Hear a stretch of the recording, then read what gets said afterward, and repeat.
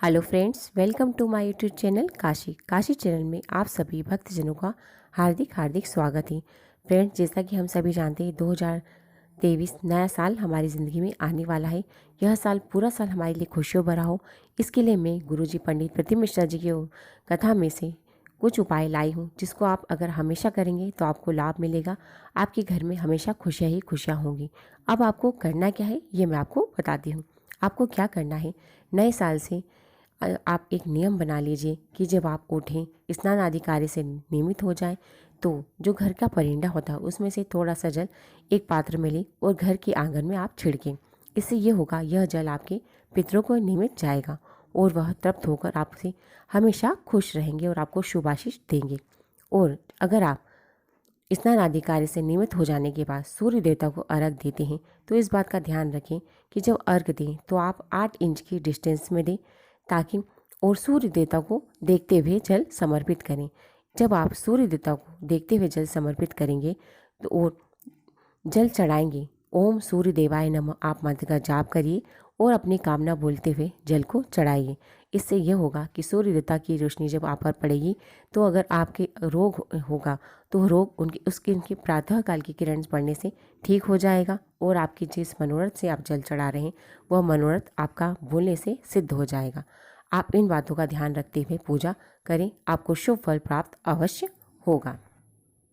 अब दूसरा उपाय हमें क्या करना है, जब हम स्नान करें, स्नान करते समय हमें हमेशा इस बात का ध्यान रखना है कि हमें नर्मदे हर या गंगे हर इन 2 शब्दों का उच्चारण उपयोग बोलना जरूर है। इसके बोलने से हमें सभी पवित्र नदियों के स्नान का जल से जो पुण्य प्राप्त होता है वह हमें मिलेगा और हमारे मनोरथ पूर्ण होंगे। अब तीसरा उपाय, नए साल में हमें सही तरीके से मंदिर जाते हुए पूजा किस तरह से करना है।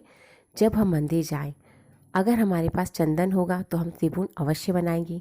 अगर मान लीजिए हमें काम की जल्दी है और हम घर से चंदन नहीं ले गए हैं तो हम क्या करें, हमारे हाथों की जो तीनों उंगलियां हैं उससे हम शिवलिंग पर त्रिभुवन बना देंगे और वह त्रिभुवन वाली उंगलियों से हमें गले पर और अपनी दोनों आंखों पर उसे टच कर लेंगे। इससे हमें त्रिभुवन लगाने का पुण्य मिल जाएगा। गुरु जी ने, पंडित प्रतिम मिश्रा जी ने कहा था, अगर हम शिवलिंग पर त्रिभुवन बनाते हैं तो हमें एक पार्थिव शिवलिंग के निर्माण का जो फल मिलता है वह फल हमें प्राप्त होता है। इसलिए अगर आपके पास चंदन ना हो तो भी आप जल समर्पित करके त्रिभुवन शिवलिंग पर बना करके अपने गले पर, मस्तक पर, आंखों पर जरूर लगाएं।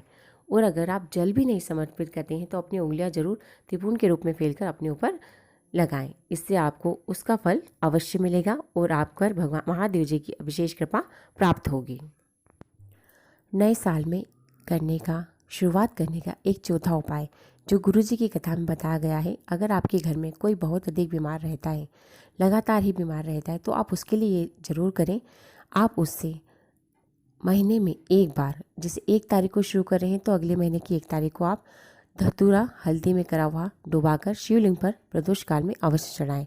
इससे ये होगा कि धीरे धीरे उसका स्वास्थ्य अच्छा हो जाएगा और वो बहुत ही जल्द शीघ्र उसका स्वास्थ्य अच्छा हो जाएगा और स्वस्थ जीवन जीने लगेगा।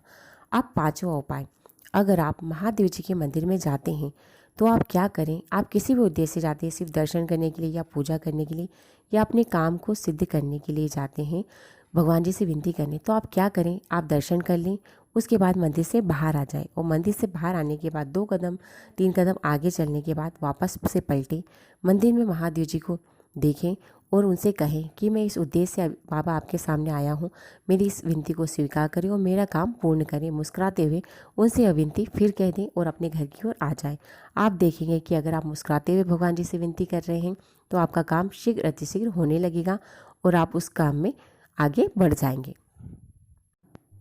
छठा उपाय, छठा आपको किस बात का ध्यान रखना है, आप महादेव जी की पूजा कर रहे हैं, दिल से महादेव जी को मना रहे हैं, हर व्रत कर रहे हैं, पूजा कर रहे हैं, तो इस बात का ध्यान रखें कि आप झूठ ना बोलें और दिल से पूजा अर्चना करें और तो आपको महादेव जी की विशेष कृपा अवश्य प्राप्त होगी। आप इस बात का ध्यान अवश्य रखें कि दिल से और अच्छे मन से भगवान जी की पूजा करें और अपने मनोरथ पूर्ण करवाएं। और इस बात का ध्यान रखें कि हम किसी के लिए उपास व्रत में किसी की बुराई ना करें और किसी के लिए गलत चीज़ ना मांगें। अपने लिए मांगें और हमेशा अच्छा मांगें। यकीन मानिए, अगर आप इन बातों का ध्यान रखेंगे तो आपके तरक्की के रास्ते हमेशा खुले मिलेंगे आपको।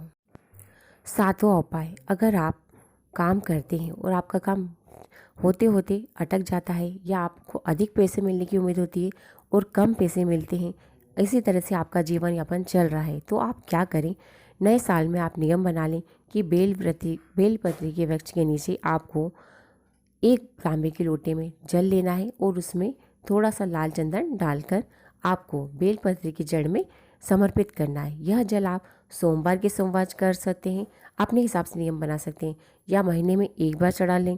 जिस हिसाब से आपको सुविधा हो उस हिसाब से नियम बनाएं और हमेशा इस नियम का पालन करें।